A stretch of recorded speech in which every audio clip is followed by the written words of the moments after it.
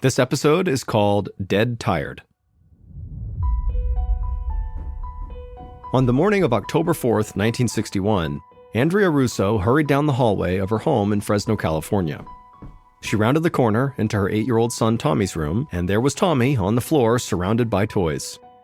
As Andrea expected, her son had not gotten dressed for school yet. Andrea couldn't help but smile, but at the same time they were running late and there was no time to play right now. So she grabbed some clothes from his dresser and then dropped down onto the floor next to him. She slipped his favorite red and white striped t-shirt over his head and then unfolded a new pair of blue jeans for him to step into. Then she handed him some sneakers and said, "Put those on." Andrea jumped to her feet and ran back to the kitchen. There, she grabbed 2 slices of bread and stuck them in the toaster, and when the toast popped back up, Andrea put the slices on a plate and sprinkled them with cinnamon and sugar, her son's favorite breakfast. With her son's breakfast in one hand, Andrea grabbed Tommy and led him out to the car, his shoes still untied. She helped her son climb into the back seat and then handed him his toast. As Andrea drove her son to school, she passed by huge fields of lush farmland where tomatoes, barley, and almonds were growing. She saw a small helicopter hovering over one farm, raining clear liquid down onto the crops below. Andrea knew the plane must be spraying the field with pesticides. For her, this was a familiar scene. Fresno was an agricultural town.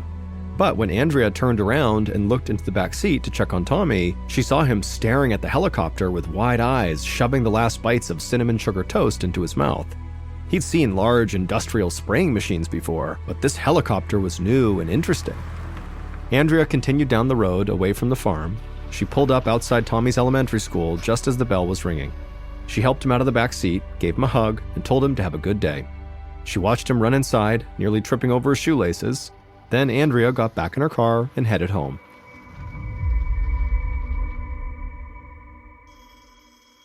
A few hours later, Andrea was in the laundry room folding Tommy's clothes when the telephone rang.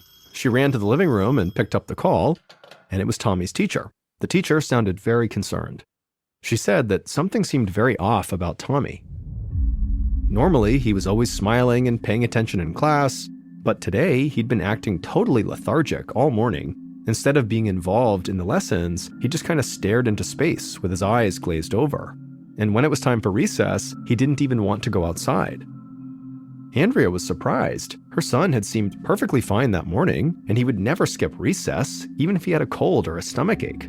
So she knew he must be feeling really sick. She told the teacher she'd be there to pick him up soon. Andrea hung up the phone, grabbed her keys, and drove straight to the elementary school. As soon as she pulled up to the curb, she saw Tommy trudge out the front door. He dragged his feet with each step.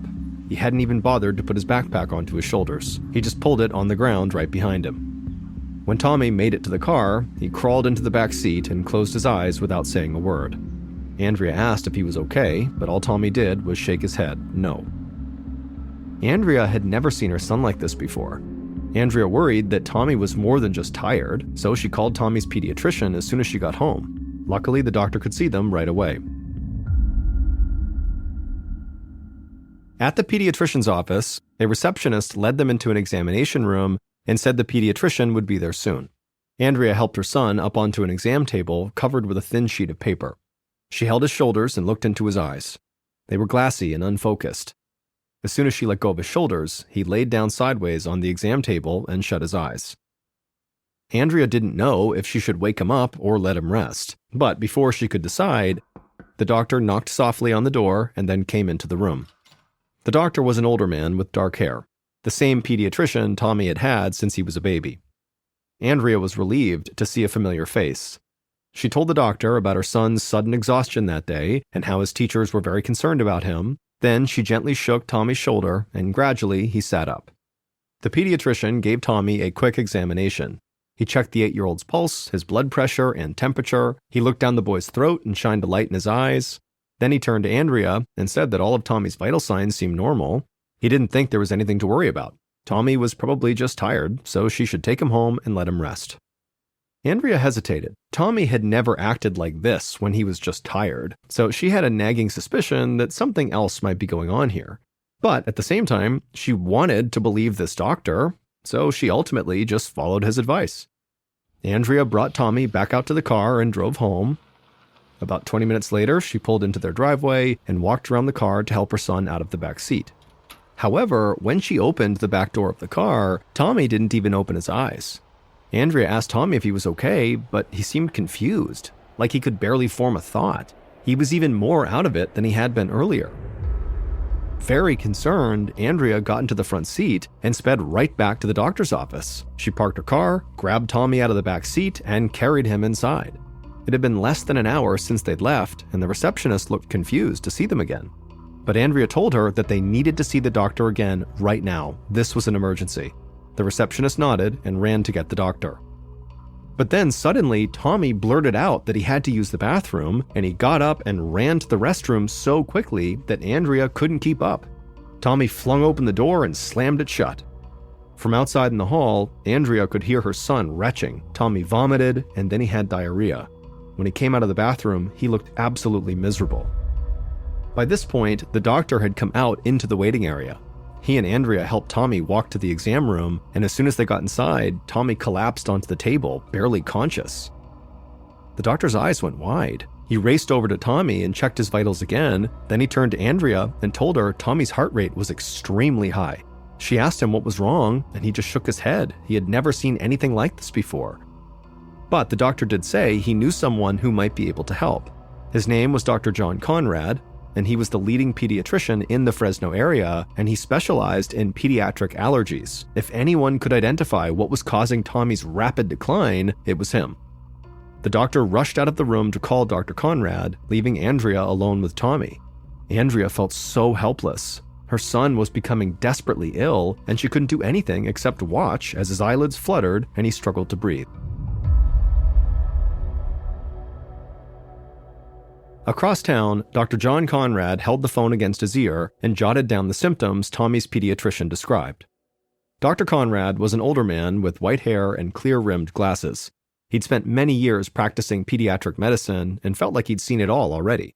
And as he eyed the list of symptoms he had just jotted down, he actually immediately came up with a theory about Tommy's illness. He suspected that the 8-year-old might have type 1 diabetes and could be on the verge of falling into a diabetic coma.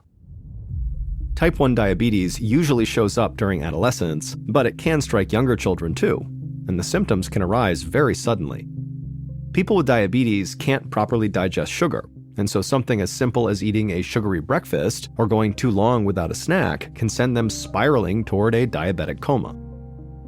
Dr. Conrad told the pediatrician to send Andrea and Tommy to the Valley Children's Hospital in Fresno, and he would meet them there. Dr. Conrad then immediately called that hospital and asked the staff to be ready to test Tommy for diabetes as soon as he and his mother arrived. Then Dr. Conrad ran out to his car and made his way to the hospital. Valley Children's Hospital was a single-story brick building that was lined with trees. When Dr. Conrad walked inside, a nurse with a long ponytail and blue scrubs approached him. The nurse told him that Andrea and Tommy were already there, and the diabetes test that Dr. Conrad had requested had come back. The results were negative, meaning whatever was happening to Tommy was not type 1 diabetes. And that wasn't all. As they walked towards Tommy's room, the nurse said they'd run other blood tests in addition to checking for diabetes. Now, most had come back normal, but Tommy's white blood cell count was extremely high, which meant his body was clearly fighting off something. Dr. Conrad thought about this. Most likely, Tommy was fighting off an infection, maybe in his intestinal tract, that would explain the vomiting and diarrhea. Dr. Conrad felt like he might be onto something, but he would need to examine Tommy himself to figure out more. Tommy was curled up in the hospital bed when Dr. Conrad came in. His mother hovered over him, looking totally exhausted and terrified. When she saw Dr. Conrad come in, she ran over, clasped his hand, and said how happy she was to see him. The doctor could feel the young mother's fear in her handshake, and it made him even more determined to get to the bottom of Tommy's illness as quickly as possible. Tommy almost looked like he was sleeping, except that his hands and feet were twitching. Dr. Conrad checked his pulse, and Tommy's heart was still racing. The doctor asked Tommy how he was feeling, but Tommy seemed too confused to even speak. In fact, he could barely even open his eyes.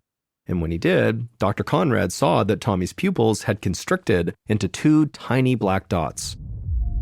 The doctor wasn't sure what to make of the muscle twitches and the constricted pupils, but he still thought that Tommy might have an intestinal infection, so he wanted to examine the 8-year-old's abdomen.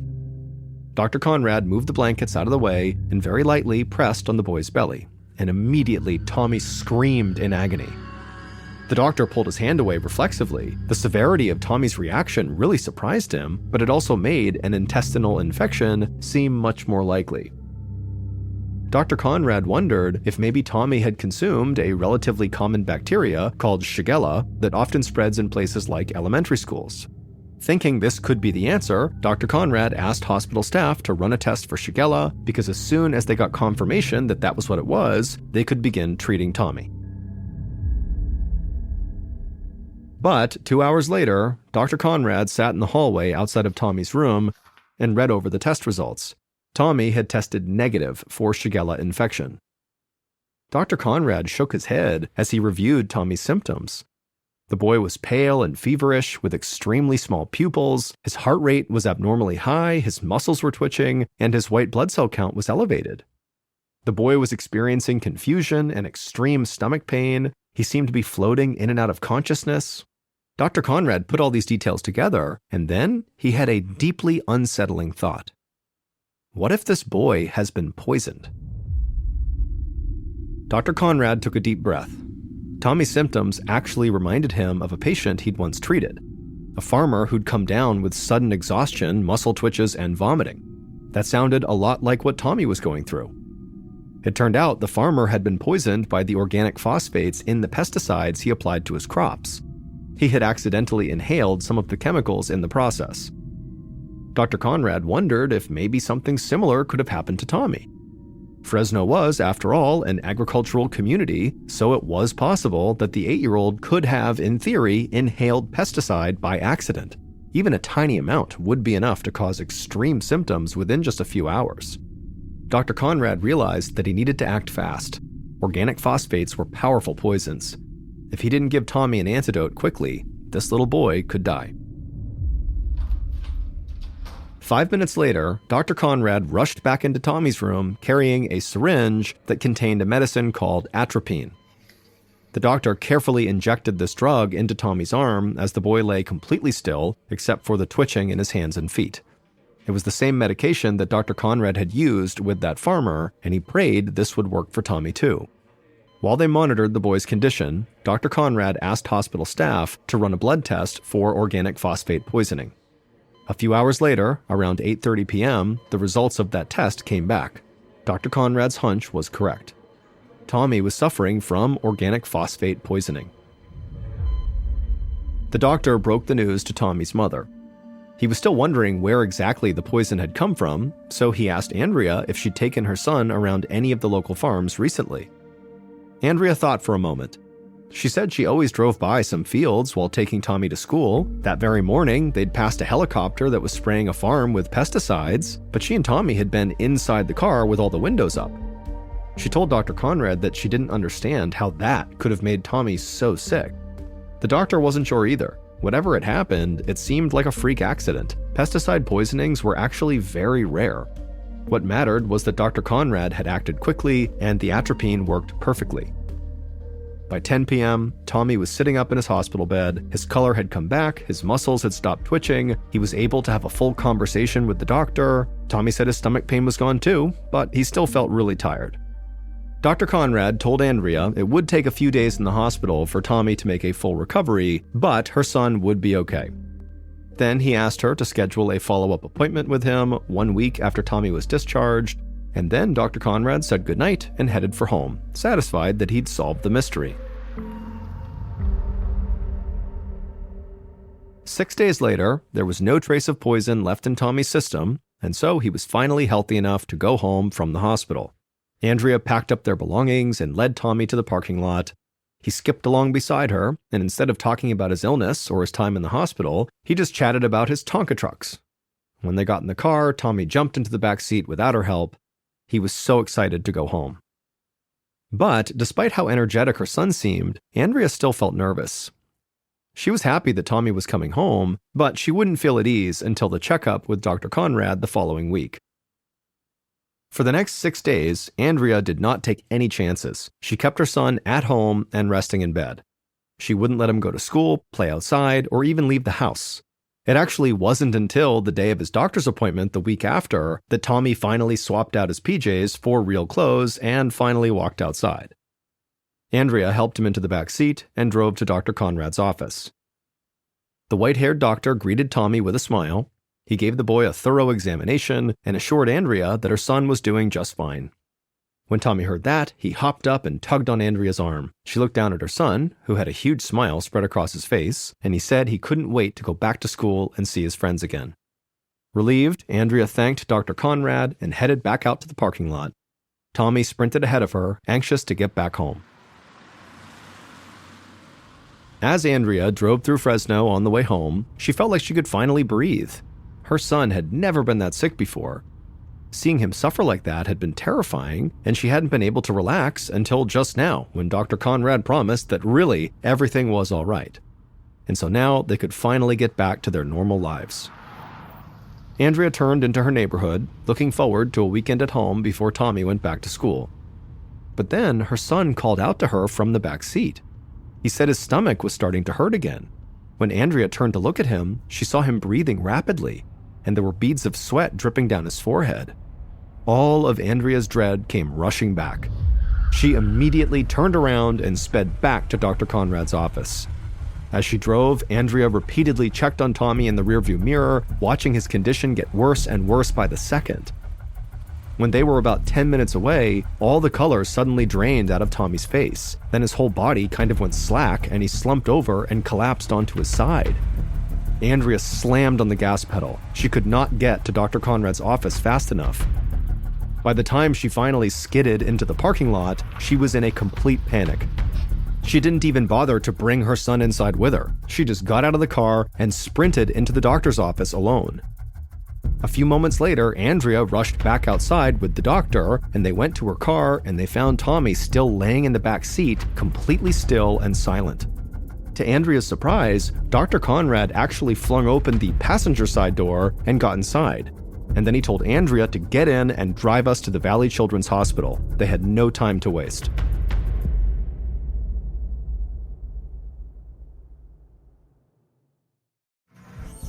"20 minutes later, Andrea carried her semi-conscious son through the sliding doors of the hospital emergency room. Tommy's head lolled on her shoulder. Dr. Conrad ran beside her and yelled for the nurses to hook the 8-year-old up to an IV.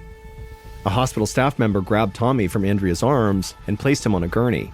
As nurses swarmed around them, Andrea felt her throat tighten with fear. The nurses pushed Tommy's gurney down the hallway, and Andrea chased after them, following them into a hospital room. Suddenly, she heard her son screaming, his face contorted in pain as the nurses worked to connect an IV. Andrea watched, helpless, while her son began to gag. He tried to lift his head, but he couldn't sit up, and so he vomited just onto the bed. Then, Tommy stopped moving altogether as tears filled his eyes. Andrea didn't understand how or why this was happening again. All she knew was that Tommy's symptoms were even worse than the first time. Andrea was terrified, but she had never been more thankful for Dr. Conrad. He told hospital staff to make sure they administer more atropine. Andrea stood next to her son's bed and just prayed the atropine would work the way it did the first time. Sure enough, a few hours later, Tommy was awake and his stomach pain had subsided. He asked for a glass of water, and when a nurse brought it in, he was able to reach out and grab it. Tommy wasn't confused anymore, he could move his limbs, so clearly the atropine had saved his life again. Andrea was obviously extremely relieved that her son had pulled through, but as she sat beside his hospital bed, she couldn't help but feel sick to her stomach. Clearly, something was poisoning her son, but if she didn't know what it was, how could she protect him? How could she make sure this did not happen a third time or more? Andrea noticed Dr. Conrad packing up his black bag to leave. Before he left, she pulled him aside and asked him for his help. She needed to know where this chemical poisoning was coming from. If it really was from a local farm like Dr. Conrad thought, then Andrea wanted to know exactly which one. That way, they could tell the farmer to please contain the poison and put a stop to this nightmare. When Dr. Conrad got home that evening, he sat down on his couch and made a list of every farm in the area. He picked up the phone off the side table and started calling them one by one. He asked if they'd recently sprayed any organic phosphate pesticides on their crops. They all told Dr. Conrad the same thing: no. There was not a single farmer in Fresno who had sprayed organic phosphates in the last few weeks. Dr. Conrad crossed the last farm off his list and hung up the phone. He was baffled. If the poison wasn't from a farm, where else could Tommy have come in contact with it? The doctor spent the entire evening pacing in his living room, racking his brain for another answer. He eventually went to bed, hoping he'd be able to come up with a plausible theory in the morning. But he woke up just as confused. As he crawled out of bed and started a pot of coffee, he had to admit that he needed help. Dr. Conrad sat back down on the couch and placed his coffee mug on the side table right next to the telephone. Then he picked up that telephone and he called the Fresno County Public Health Department and told them the whole story. There was a little boy suffering from repeated pesticide poisonings for no clear answer as to how he was being exposed to the deadly chemicals. The health department official asked some follow-up questions, like what Tommy had been doing before he became ill, and Dr. Conrad didn't really have all the answers, but he explained that the previous afternoon he had examined Tommy and given him a clean bill of health. Then, before the boy even made it back to his home, he became gravely ill again. His symptoms had appeared in less than an hour, and all Tommy had done was ride in the back seat of his mother's car. But that little detail of the boy riding in his mother's car caught the health department representative's attention. They assured Dr. Conrad they would get to the bottom of this, beginning with a thorough inspection of Andrea's vehicle. Later that morning, a man and a woman from the Fresno County Public Health Department knocked on Andrea's front door. Andrea shook their hands and welcomed them inside, but before she could say how happy she was to see them, they started asking questions. Did she keep any kind of chemical poisons in the house? Had she ever used ant or roach poison inside? Did she have a garden, and if so, did she treat her plants with pesticides? Andrea just shook her head. She didn't know of anything in her home or her car that could possibly be poisoning her son. She led the health department employees into her garage where her car was parked, and she watched them search every inch of her vehicle. After a few minutes, they came up empty-handed. Then they combed through the rest of her garage, but again, they didn't find anything. That only left one other option: the inside of Andrea's house. So Andrea opened the door for the investigators and told them to go ahead.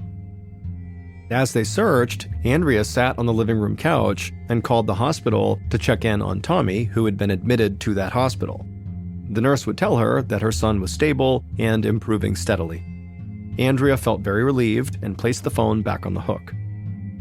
For the next hour, Andrea listened as the man and woman from the health department combed her entire house looking for the poison. But when they came into the living room where Andrea was, she asked them, "What have you found?" And they would tell her, nothing. There wasn't anything in her home, in her car, her garage, her garden, anywhere that could explain her son's poisoning.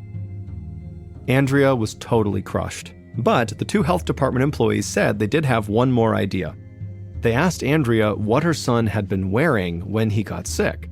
Andrea thought about it for a moment. The first time Tommy got sick, he had been wearing his favorite red and white striped t-shirt and a new pair of blue jeans and sneakers.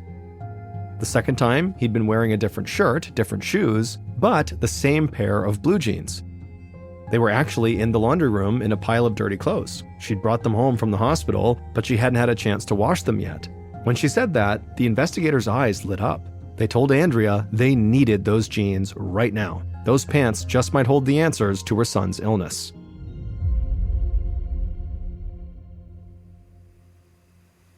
Later that afternoon, Dr. Conrad stood in a white-walled lab at the Fresno County Health Department laboratory wearing gloves and a face mask. Next to him, the health department investigators who had just searched Andrea's home gazed into a rectangular glass tank full of hundreds of buzzing mosquitoes. Dr. Conrad held Tommy's blue jeans in his gloved hand. When the investigators gave him the okay, he lifted the lid on the tank and quickly put the jeans inside and then shut the lid before any mosquitoes could escape. 15 minutes later, the buzzing had stopped. The lab was silent. Dr. Conrad looked over and saw the two investigators grinning. That's when he realized this was the breakthrough they needed. Every single mosquito inside of that glass tank was now dead, and Tommy's pants had killed them. It would turn out Tommy's own genes were the things that were poisoning him. They were loaded with toxic organophosphates. Now, Dr. Conrad had new questions. Where had these genes come from, and how did they become laced with pesticide? He used the health department laboratory's phone to call Andrea and explain the results of the experiment. He could tell by her voice that she was both very surprised and also very relieved, and luckily she was actually able to explain the genes. She said she'd bought those jeans about a month earlier in September. A trucking company was having a salvage sale for damaged goods and happened to have some nice jeans in Tommy's size. The pants were so cheap that Andrea actually bought 5 pairs of them, although Tommy had only worn 1 pair so far. Dr. Conrad told Andrea that it was highly likely that all of the jeans she had purchased were poisoned, so Tommy should obviously never wear them again. That's when Andrea pointed out that she actually did not buy every pair of jeans at the salvage sale. She said there had still been an entire stack of them after she had left with her 5 pairs. Dr. Conrad suddenly felt his heart start to race. The story wasn't over. There were more poison jeans out there right now, and so more children might get sick. Dr. Conrad hung up the phone and rushed back over to the investigators so they could try to figure out what to do next. Over the following weeks, Dr. Conrad and the Fresno County Public Health Department learned that the poison genes had been shipped 8 months earlier in early 1961. They were put in a truck alongside various chemicals, including a highly toxic organic phosphate pesticide called Fosdrin. During a trip from Fresno to Los Angeles, a container of Fosdrin had broken open, and over a gallon of the poison spilled onto a stack of jeans. Enough poison to kill 9,000 kids. When the truck finally got to Los Angeles, an employee brought the jeans to a store where they were supposed to be sold. But the manager of that store had noticed the pants were covered in oily-looking stains, so they sent them back to Fresno. The poison jeans were stored in a warehouse for the next 8 months until it was time for the trucking company's annual salvage sale. By then, the stains on the jeans had faded enough that customers didn't notice them. When Dr. Conrad and the health department contacted this trucking company, it was too late. The remaining pairs of the poison jeans had all been sold. The health department immediately went out and alerted the public to this crisis. And soon they received 11 more pairs of jeans that had all been bought at the salvage sale. So that made 16 pairs, including the jeans Andrea had bought. In total, 1 other boy was hospitalized from these poisonous jeans, and 4 other children also fell ill. But luckily, like Tommy, all the children who were affected by these poisonous genes made full recoveries. 1 month later, California lawmakers introduced a bill to ban the shipment of dangerous chemicals alongside food or clothing. Tighter legal restrictions and higher industry standards have since made accidents like the one that poisoned Tommy much less common.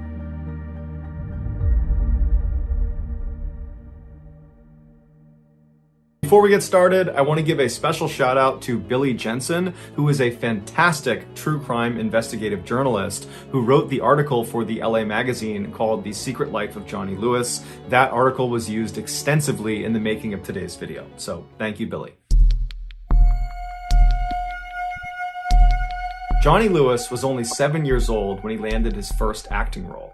Granted, it was only a bit part in an obscure escalator safety video, but it was a start. From there, Johnny appeared in dozens of commercials, including with Pizza Hut, before someone recognized this kid has real talent, and he earned appearances on the hit TV shows Seventh Heaven, Malcolm in the Middle, and Drake and Josh, which were really big in the late 90s and early 2000s. In 2001, when Johnny was 18 years old, he had made enough money from acting that he was able to leave his parents' home in North Los Angeles and move into a new home right in Hollywood with a bunch of other up-and-coming actors and actresses. By 2006, when Johnny was 23 years old, he was riding high. He had landed several more big TV roles, like a recurring role in the show The OC, which was very popular in the 2000s, and in 2006, he was dating the mega pop star Katy Perry. And although their romance was relatively short, apparently it was very intense because Katy would go on to write 2 songs that were apparently about Johnny. But Johnny's real rise to stardom occurred 2 years later in 2008 when he was cast as the character Half Sack on the critically acclaimed motorcycle drama Sons of Anarchy. While the show made him famous and fabulously wealthy, Johnny was growing concerned with the direction the show was taking. He felt like it was becoming too violent. Johnny liked reading poetry and studying philosophy and staying up late drinking tea and playing chess. He did not like acting out scenes of gratuitous violence. It just wasn't who he was. So after being on the show for 2 seasons very successfully, he was a very popular character. He went to the writers and said, "You gotta write me out of the script. I can't do this anymore." The writers were totally caught off guard and begged him to stay, but he had made up his mind, and so in 2009, his character was killed off. After leaving Sons of Anarchy, Johnny decided that he wasn't going to pursue any serious acting roles for the time being. Instead, he wanted to focus his time on writing his first novel, which was about this musical genius trying to make his way in the world. And so he started asking around to see if anybody he knew of a quiet place he could live and write out of. And his photographer said, "I think I know the place." It was called the Writer's Villa, and it was this beautiful house with 6 bedrooms for rent right outside of Hollywood. Over the years, it had become a sort of safe haven for up-and-coming actors and actresses still looking to land their big break. The reason it developed this reputation was because of the owner, Kathy Davis. She was this wonderful woman who really understood how difficult trying to break into Hollywood was for all these people that stayed at her house. And so she would look after them and make them food and offer them rides, and she would stay up late and listen to their frustrations and be a shoulder to cry on if they didn't get the part they wanted. Many of her tenants, who went on to be big Hollywood stars, would later attribute their success, at least in part, to the time they spent with Kathy at the villa, which they remembered as being therapeutic and soothing. Even though Johnny had already had his big break in the Sons of Anarchy, he loved the idea of living in such a peaceful place that seemed to cater to eccentric artists like himself. So in April of 2009, Johnny called Kathy and requested a room, and she said, "Absolutely, you can stay on the 2nd floor in the red suite." After moving in, Johnny would tell his friends that the writer's villa was just as amazing as he thought it was going to be. And Kathy specifically was just as wonderful as everyone said she was. He actually struck up a friendship with her almost immediately. Everything seemed to be going really well for Johnny in his life until a few months later, he found out his girlfriend, Diane, was pregnant. Although this totally screwed up his plans for his novel, Johnny was really excited about being a father, and so he decided to move out of the villa and in with Diane, who lived nearby, to help take care of their child. 9 months later, on April 6th, 2010, Diane gave birth to a healthy little girl named Culla May, and Johnny and Diane fell madly in love with her. But unfortunately, Johnny and Diane's love for each other faded quickly after becoming parents, and before long, Johnny had moved out and back in with his parents. Not long after that, Johnny and Diane became embroiled in this really vicious, long custody battle over Culla May, which ultimately Johnny lost, which was devastating for him. A few months later, in October of 2011, when Johnny was still living with his parents, he decided to take his motorcycle out and just go ride around and clear his head. And so he drove for about 2 hours to the west of LA out into the desert, where he lost control of his bike and he crashed. After getting to the hospital, his injuries were determined to be relatively minor, except they were concerned he might have a head injury. However, after testing negative for a concussion, he was said to be okay by doctors and he was sent home. But when he got home from the hospital, he was not okay. He was a totally different person. Johnny's father, Michael, immediately noticed the change in his son's behavior. He just started acting really weird and erratic, and his thoughts weren't always coherent, and he was really agitated all the time. It was just very obvious that something was off. And it made Michael wonder, perhaps my son did get a head injury from that motorcycle accident, and the doctors just missed it. And so Michael scheduled 2 separate MRIs for Johnny to go to, but for whatever reason, Johnny refused to go. Around this time, Johnny's friends began to notice his strange behavior when in December of that year, he was at an acting class and he began speaking in a vaguely British accent. And everybody in the class noticed it, and eventually someone said, "Hey, why are you doing that?" And Johnny was like, "What?" and just kind of shrugged it off and acted like he wasn't doing that. A few weeks later, on the morning of January 3rd, 2012, Johnny was at his parents' house and he was sitting in the kitchen while his mom was making omelets, and Johnny just kind of abruptly says, "I'm gonna go out for a walk."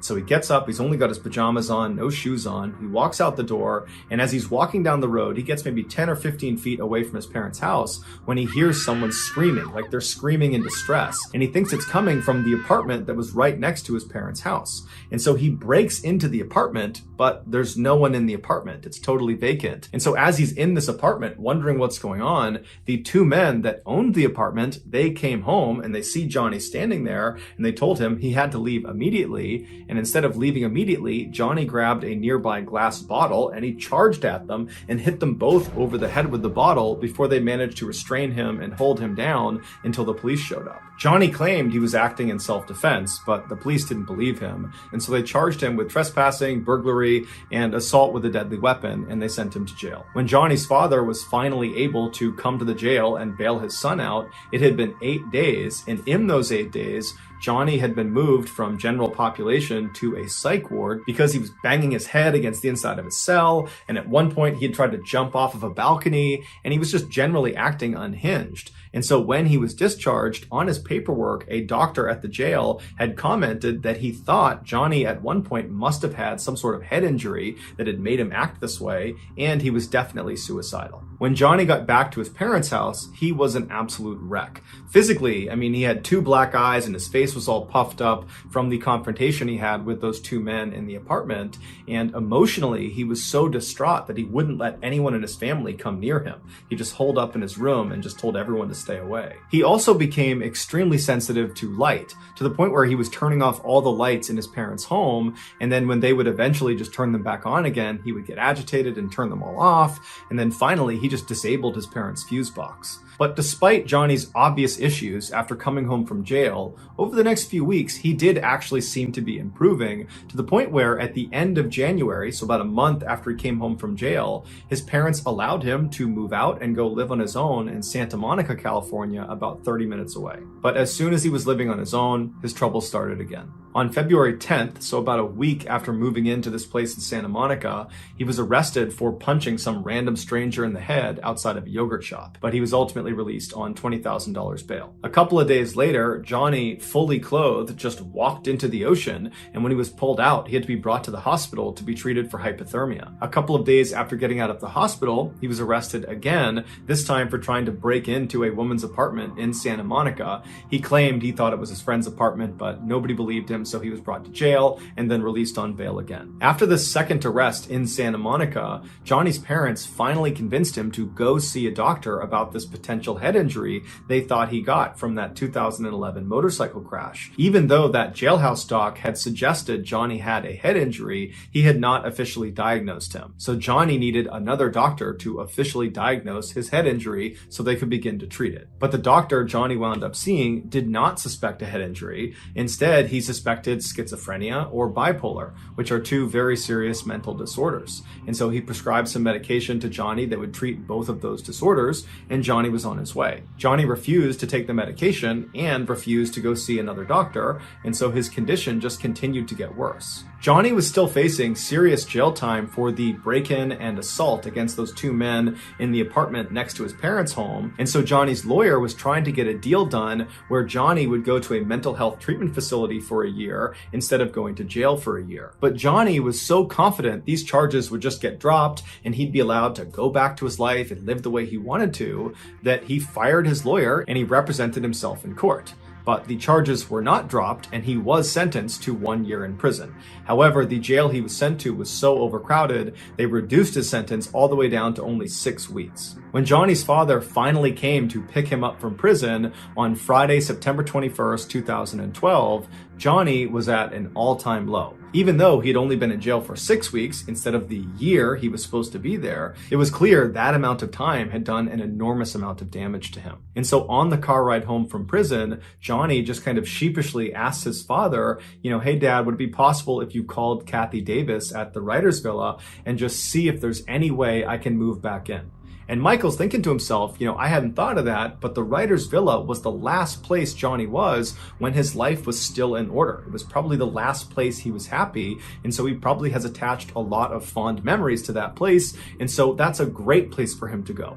And so as soon as they got home, Michael called Kathy Davis and explained the situation and said, is there any way he can stay there? And she said, absolutely, the red suite is still available. I'll go up and make the bed right now. I can't wait to see him. Johnny stayed with his parents that weekend, and then on Monday, September 24th, he packed up his stuff and he moved back into the villa. 2 days later, a 70-year-old man named Dan Blackburn, who was actually neighbors to the writer's villa property, he was looking out his front window at this man who was standing out in the road. He only had on jeans and red shoes, he had no shirt on, and he was very sweaty, and he was just kind of frantically pacing around the road, and he had never seen this guy before, and so he's just kind of poking out behind his curtain, watching him to see what he's going to do next. And after about 15 minutes of this kind of strange pacing in the road, this guy turns and walks directly towards Dan's property, goes right up to the front step and starts knocking on the door. Dan was definitely a little bit concerned, but he shut the curtain, he walked over to the door, and he looks out the peephole, and there's this guy standing there with bright blue eyes that are all wide, and he's looking at the peephole as if he can see through and see Dan, but he can't. And so Dan reaches down and he opens the door just a little bit and he looks out, and the guy outside looks at him and goes, "Hi, I'm John. I'm your new neighbor." It would turn out John was Johnny Lewis. And so Dan opened the door a little bit farther and he looks at him and he goes, "Hi, John, nice to meet you." And before the two men could have any sort of conversation, Johnny just abruptly turned around and walked away. And so Dan is totally puzzled by this strange interaction he's just had with Johnny Lewis. And he's watching him as he just walks back to the road, he walks back over and goes inside the villa and disappears. And so Dan kind of shrugs it off, he shuts his door, locks it, and goes back to his morning routine. About 30 minutes later, Dan is doing his own thing in his house when he hears his wife outside screaming for him to come outside. And so Dan runs out the front door, he goes into his driveway, which is between his property and the writer's villa, and he sees his wife is standing on the driveway, horrified, pointing up towards the back of their house. He looks down, and back near their back deck, Johnny Lewis, is standing on top of the guy that Dan and his wife had hired that day to paint their back deck. Johnny is just raining blows down on this guy. He's got a piece of wood too that he's hitting him with, and the worker is sitting there trying to shield himself. There's blood all over him, and Dan instinctively just runs over to Johnny. Johnny's not seen Dan at this point. Dan gets right up to him and he grabs him by the shoulder and he tries pulling Johnny off. He's screaming at Johnny to stop, but Johnny just seems totally unfazed. He's just destroying this worker. And so finally, after Dan yanks on Johnny hard enough, Johnny jumps up, turns around, and levels Dan square in the face. Dan falls to the ground, and when he looks up, Johnny is just standing over him, looking at him with no expression on his face. It's like he didn't know what he was going to do with Dan next. So he just stood there and stared at him. But Dan wasn't going to waste any time. He jumped up and he clocked Johnny square in the side of the head, but it had no effect on Johnny. He still just stared at Dan, completely expressionless. And so Dan grabbed a nearby lawn chair and practically broke it over the head of Johnny, but again, it had no effect on Johnny. He just stood there completely expressionless, staring at Dan. And so at this point, Dan just grabs the worker who can barely stand and he runs back down the driveway. He grabs his wife and they run towards the house to go inside. And the three of them manage to get inside the house. And as they're shutting the big, heavy door, Johnny comes bounding up and he gets right in front and he jams his arm in the space between the door and the wall. So they can't close the door because it's getting stuck on his arm. And so all three of the adults inside, Dan, his wife, and the painter, are putting all of their weight on this huge wooden door onto Johnny's arm. And Johnny is just trying to grab them the whole time. And so finally, the three of them start raising the door and slamming it as hard as they can on Johnny's arm. And finally, after several hard blows to his arm, Johnny retracted his arm and they were able to shut the door and lock it. And so at this point, Dan's wife and the painter ran around the house, closing every window, locking every door. Meanwhile, Dan went to the side window that looked out towards the writer's villa property, and he got his phone out and he called 911 as he's looking out the door looking for Johnny. And so after he tells 911 what's going on and he hangs up, Johnny suddenly just appears running down his driveway as if he's running back towards the back deck. But he stops almost right in front of Dan's window. He turns and he starts running towards the villa property. He jumps over a fence that's at least waist height, just jumps clear over it. And then he gets to this huge wooden fence that surrounded the entire villa property that was at least, 8, 9, 10 feet. And he very easily just jumps, grabs the top, and catapults himself right over the top and then disappeared inside of the villa. Within minutes, the police showed up and they went inside the villa and they could not believe what they found. Based on the evidence, this is what investigators believe happened. After Johnny, for the first time, walked up to Dan's property and awkwardly knocked on the door and said, "Hi, I'm John, I'm your new neighbor." After that, he turned around and Dan watched him as he left his property and made his way back and went inside the villa. Once Johnny got inside the villa, he made his way up to the second floor and he went into Kathy Davis's room where she was sitting. Now, Kathy most likely turned and saw Johnny standing in the doorway. He's got no shirt on, he's sweating, he looks totally crazed. She probably was not scared. Instead, her motherly instincts kicked in and she probably said, "Hey, are you okay? Can I help you? What's going on?" And as she probably stood up and made her way over to make sure he was okay, Johnny, for reasons no one understands, proceeded to beat and kick and strangle her. And then when she fell to the ground and was totally helpless, Johnny proceeded to either stomp on her skull repeatedly, or he hit her over the head repeatedly with a rusty hammer that was later found in his bedroom. But no matter how Johnny did it, he managed to severely fracture her skull, and that's what ultimately killed her. After killing Kathy, Johnny tracked down her beloved cat and killed the cat the same way. Afterwards, Johnny ran out of the villa, and that's when he spotted Dan's house painter just sitting outside, and he walked over to him and just began beating him. And just like the attack on Kathy and her cat, this attack on this house painter appeared to have no motive as well. After Dan came outside and managed to fight Johnny off, and then when Dan went back inside the house with his wife and with the painter, Johnny stood outside for a few minutes before running down Dan's driveway and then hopping over those two fences right in front of Dan, and then Johnny disappeared inside of the villa. Once Johnny was in the villa, it's believed he climbed up to the upper patio or onto the roof of the villa itself, and from there he either jumped or fell to his death on the driveway below. His death was officially ruled an accident, not a suicide. After the news broke about what had happened at the writer's villa, everybody assumed Johnny must have been on some really hardcore drugs. That's the only explanation for why someone would act the way he acted. But when his toxicology report came back, it showed he had absolutely no drugs of any kind, legal or illegal, in his system. He was completely sober at the time he committed this horrible crime. Some believe Johnny really did have some undiagnosed head injury from that motorcycle accident, and this head injury is responsible for his violent outbursts. Others disagree and say the head injury had nothing to do with it. Johnny clearly had some undiagnosed mental disorder. Maybe it was schizophrenia, maybe he was bipolar, maybe it was something else, but it was this mental disorder that led to these violent outbursts. But to this day, no one knows for sure why Johnny did what he did. All we know is an innocent woman and her cat were needlessly killed. So that's going to do it, guys. If you found the secret in today's episode, let us know in the comments section what it is and where you found it, so give us the timestamp. And if you're the first to do that, we'll pin you at the top of the comments section. If you got something out of today's episode and you haven't done this already, please offer to make the like button their favorite food, a burrito, but separate the meat, cheese, rice, and sour cream into 4 distinct sections before rolling it up. Also, please subscribe to our channel and turn on all notifications so you don't miss any of our weekly 2 or 3 video uploads. We are now selling merchandise like this flannel, like this hat, and there's a whole bunch of stuff. If you're interested in Mr. Ballin merch, go to shopmrballin.com. Also, follow our shop's Instagram page. The username is shopmrballin for upcoming deals and promotions. If you want to get in touch with me, you can direct message me on Instagram or on Twitter. My username for both platforms is the same. It's johnballin416. I also have a ton of content over on TikTok, where my username is MrBallen. We also have